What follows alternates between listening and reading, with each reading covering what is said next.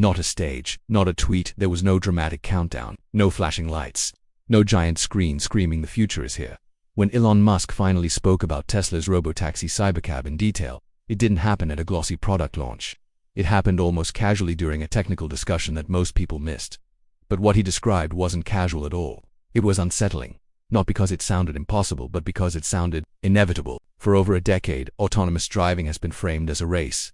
Waymo versus Tesla, Silicon Valley versus Detroit, LiDAR versus vision, Nvidia versus everyone.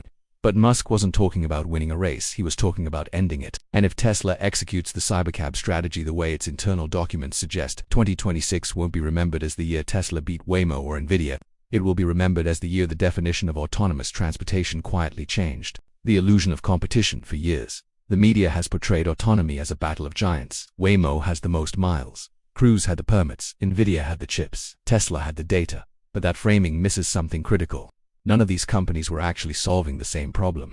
Waymo wasn't building a product, it was building a service constrained by geography. Nvidia wasn't building autonomy, it was building tools for others, not an operating system for the real world. Tesla wasn't building self-driving software. Tesla was building a transportation organism. The Cybercab is simply the moment that organism becomes visible. Why the Cybercab exists at all, to understand why Tesla's robotaxi Cybercab is dangerous to incumbents, you have to ask a question most analysts avoid. Why would Tesla want to build a robotaxi? Tesla already sells cars, already sells software, already sells energy. Why add complexity? The answer is brutal in its simplicity. Private car ownership is inefficient and inefficiency is an economic crime. The average car is used less than 5% of its lifetime. It sits idle 95% of the time. That idle time represents trillions of dollars in wasted capital. Elon Musk doesn't see cars as products, he sees them as misallocated resources. The Cybercab isn't meant to replace your car, it's meant to make owning one irrational. The Cybercab is not a Tesla without a steering wheel. This is where most people get it wrong. They imagine the Cybercab as a Model Y with the wheel removed. That's not what Tesla is building. The Cybercab is purpose-built from the ground up for autonomy mechanically, electrically, economically. No pedals, no steering column, no driver ergonomics. That alone removes hundreds of components. But more importantly, it removes human compromise. Every car built for humans carries legacy assumptions, sightlines comfort, manual overrides, safety redundancies designed around driver error. The Cybercab assumes no driver exists. That changes everything from crash structures to interior layouts to sensor placement to cost. Why Waymo's lead doesn't matter. Waymo supporters love one metric: miles driven autonomously. Millions, tens of millions. It sounds impressive until you understand the constraint. Waymo works because it operates inside pre-mapped geofenced environments with extensive human oversight. Every city is a separate project. Every expansion requires mapping fleets, simulation teams, and regulatory negotiations. That doesn't scale, it replicates. Tesla's system doesn't replicate cities, it generalizes reality. A Cybercab doesn't need San Francisco to be approved, it needs the world to behave like the world. That difference is existential. Waymo's autonomy is vertical, Tesla's is horizontal.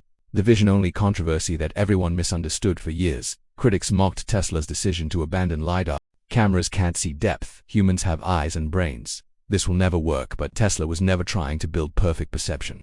It was building sufficient perception at planetary scale. LiDAR works beautifully in controlled environments. It fails economically at global deployment. Cameras already exist everywhere, they're cheap, they scale, they improve through software. Tesla bet on learning, not sensing. The Cybercab is the payoff. Why Nvidia is more vulnerable than it appears. This part is uncomfortable for Nvidia fans. Nvidia doesn't control autonomy, it supplies compute. Tesla doesn't want a supplier, it wants sovereignty. Tesla's in-house FSD chips aren't about performance supremacy, they're about integration dominance. When hardware, software, data and manufacturing belong to the same system, optimization compounds. Nvidia sells shovels. Tesla is terraforming. By 2026, the Cybercab won't need the most powerful chip, it will need the most optimized one. That's a different war entirely. The real disruption, cost per mile. Here's the number that matters. Cost per mile, not safety demos, not disengagement statistics, not press releases. Waymo's estimated cost per mile remains multiple dollars. Tesla's internal target for Cybercab under 30 cents.